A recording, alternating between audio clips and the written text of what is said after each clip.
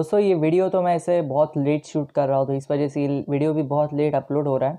लेकिन आज हमारे यूट्यूब चैनल के ऊपर एक कमेंट आए थे जहाँ पे मुझसे पूछा गया था कि फार्मेसी के नोट्स के ऊपर वीडियो बनाओ। हालांकि नोट्स के बारे में जब जब मुझे लाइव स्ट्रीम में पूछा गया है तो मैंने आपको जवाब दिया है। लेकिन यहाँ पे आज की वीडियो में मैं आपके साथ एक वीडियो में बात करूँगा किस तरह से मैं नोट्स बनाता था, क्या मैं नोट्स सचमुच में बनाता था या नहीं बनाता था, और अगर बनाने होते हैं नोट्स तो कैसे बनाते हैं, इसके बारे में मैं आपके साथ आज थोड़ा सा बात करूंगा। तो इस वीडियो को शुरू से लेकर अंत तक जरूर देखिए।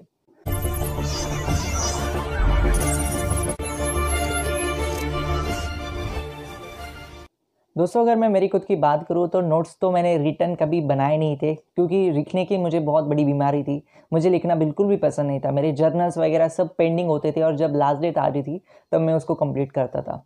लेकिन अगर मैं बात करूँ नोट्स कैसे बनाती है तो ये आपको मैं ज़रूर बता सकता हूँ, क्योंकि जो कुछ चीज़ें मैंने देखी है या फिर जो कुछ चीज़ें मैंने रियलाइज़ की है वो तो एक्सपीरियंस में आपको ज़रूर शेयर कर सकता हूँ। सबसे पहली बात, नोट्स बनाने के लिए एक बात हमेशा ध्यान में रखना कि अगर आप आपके कॉलेज में आपकी क्लास में कोई टॉपर होता है और अगर आप ऐसा कर रहे हो कि उसके नोट्स लेते हो और उससे नोट्स से पढ़ रहे हो तो आप बहुत बड़ी गलती कर रहे हो। क्योंकि यहाँ पे सबसे बड़ा क्लॉज ये आता है कि अगर फॉर एग्जांपल मैं सेल्स नाम का टॉपिक पढ़ रहा हूँ या फिर टिश्यू नाम का टॉपिक पढ़ रहा हूँ, तो उस टॉपिक को पढ़ते दौरान मुझे जो चीज़ें याद है या फिर जो चीज़ें मैं समझ चुका हूँ, उन चीज़ों के बेस के ऊपर मैं वो सारी चीज़ें रिटर्न डाउन करता हूँ। और जब मैं वो चीज़ें पढ़ता हूँ तो उसके बैकग्राउंड में मुझे बहुत सारी चीज़ें याद आती है। फॉर एग्जांपल सेल्स का क्लासिफिकेशन का अगर आप कोई नोट्स पढ़ रहे हो और उसमें अगर आप रियलाइज़ करते हो कि सेल का नोट्स अगर आप देखोगे ना तो सिंपल आपको क्लासिफिकेशन नज़र आएगा। लेकिन जो नोट्स बनाता है ना, नोट्स बनाने के टाइम पे हर एक सेल की कौन कौन सी प्रॉपर्टीज़ होती है, टिश्यू की कौन कौन सी प्रॉपर्टीज़ होती है, क्या डिफरेंस होता है, दोनों में डिफरेंस किस तरह से होते हैं, या फिर बैकग्राउंड में बहुत सारी चीज़ें इंसान पढ़ता है उसके बाद इंसान नोट्स बनाता है।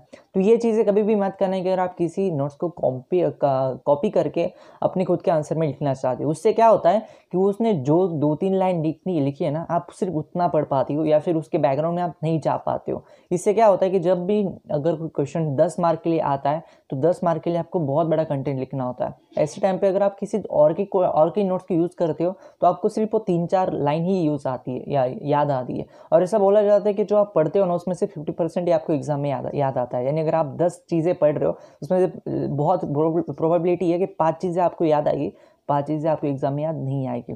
तो ये सबसे बड़ा क्लॉज आता है दूसरे के नोट्स यूज़ करने का। तो मैं आपको रिकमेंड करूँगा कभी भी दूसरे के नोट्स यूज़ मत करना। अगली बात ये आती है कि अगर दूसरे के नहीं यूज़ करने तो खुद के कैसे बनाने हैं। तो मैं आपको सिंपल वे में एक बात कहना चाहता हूँ जो फंडामेंटल सारे सब्जेक्ट के लिए होती है। एक बात हमेशा ध्यान में रखना, नोट्स बनाते टाइम पे आपको जो चीज़ें याद आती है या फिर जो आप चीज़ अंडरस्टैंड करते हो वो आपके खुद के लैंग्वेज में लिखना स्टार्ट करो। चीज़ें मे बी दूसरों को पढ़ने के लिए बहुत बोरिंग लगे या फिर दूसरों को पढ़ने के लिए बहुत क्लॉजी या फिर बहुत डिफिकल्ट लगे, लेकिन आपको खुद को वो चीज़ें समझ में आनी चाहिए। क्योंकि कई बार ऐसा होता है कि नोट्स जो होता है वो अगर आप सिंपल लैंग्वेज में लिखते हो इससे आपका फ़ायदा होता है। अगर आप चीज़ें अंडरस्टैंड करके लिखते हो ना तो एग्जाम के टाइम पे आपको ज़्यादा पढ़ाई करने की ज़रूरत नहीं पड़ती। जब आप उस लाइन को पढ़ लेते हो, for example cell is the fundamental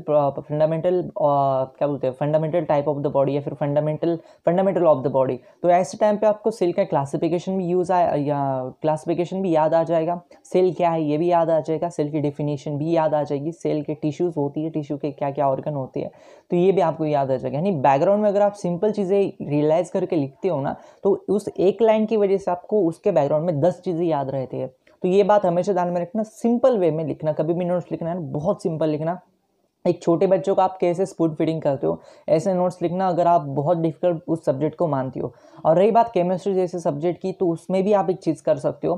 chemistry जैसे सब्जेक्ट की नोट्स बनाते टाइम पे एक पेज के ऊपर उस सब्जेक्ट में या फिर उस केमिस्ट्री के कौन सा भी पार्ट हो, for example organic chemistry part 1 है या फिर मेडिसिनल केमिस्ट्री पार्ट 1 है, तो उस सब्जेक्ट के अंदर उस टॉपिक में जितनी सारी इंपॉर्टेंट रिएक्शंस है जिनको साइंटिस्ट के नाम होते हैं, मोस्ट ऑफ द टाइम्स जो साइंटिस्ट के नाम होते हैं वही रिएक्शन पूछे जाते हैं।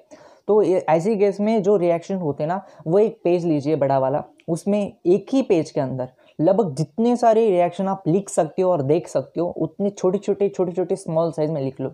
इससे क्या होता है दोस्तों, केमिस्ट्री एक ऐसा सब्जेक्ट है जो आप अगर कंपेयर करके पढ़ते हो ना, मैं जैसे कि मैं आपको मेडिसिन केमिस्ट्री के वीडियो में बताया था, कंपेयर करके आप पढ़ोगे ना तो इसका बहुत फायदा होता है। इससे क्या होता है कि कौन से केमिकल रिएक्शन के बाद कौन सा बाय प्रोडक्ट, कौन से प्रोडक्ट, और उसके बाद उन प्रोडक्ट में कैसे डिफरेंस है, कौन से प्रोडक्ट में सल्फर आता है, कौन से प्रोडक्ट में नहीं आता है, कौन से प्रोडक्ट में नाइट्रोजन आता है, कौन से प्रोडक्ट में नहीं आता है, NO2 ऐड होता है, NO2 ऐड नहीं होता, SO3 ऐड होता है, SO3 ऐड नहीं होता। तो ये चीज़ें आपको कंपेयर करके बहुत ईजी रहती है, और आपका माइंड जो होता है वो हमेशा इमेजेस के ऊपर काम करता है। तो ऐसी केस में अगर आप इमेजेस के बेस के ऊपर वो एक पेज आपके माइंड में जाता है ना, तो इस वजह से क्या होता है, एग्जाम के टाइम पे अगर आप वो इस एक पेज को भी याद कर लेते हो ना, उसमें से 50% चीज़ें भी आपको याद आती है ना, तो मोस्ट प्रोबेबिलिटी चांसेस होते हैं कि आपको उस सब्जेक्ट में बहुत अच्छे मार्क्स पड़ेंगे। क्योंकि केमिस्ट्री में तो आपको सारे रिएक्शन तो पढ़ने वाली नहीं, कुछ इंपॉर्टेंट ही पढ़ेंगे। उसमें से right any 3 of 5, right 2 any of 3, ऐसे क्वेश्चन होते हैं, आपके पास ऑप्शन भी होते हैं। तो ऐसे केस में आपको केमिस्ट्री से सब्जेक्ट जो आपको सबसे हार्ड लगते हैं ना,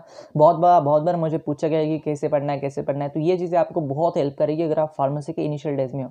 ये चीज़ें आप इनिशियल डेज से करती हो तो इसका फायदा आपको फाइनल ईयर तक होता है। और अगर आप थोड़ा सा मेरा गाइडेंस लोगे तो मैं आपको ज़रूर कुछ ना कुछ नए मुकाम तक लेने के लिए ज़रूर भेज दूंगा।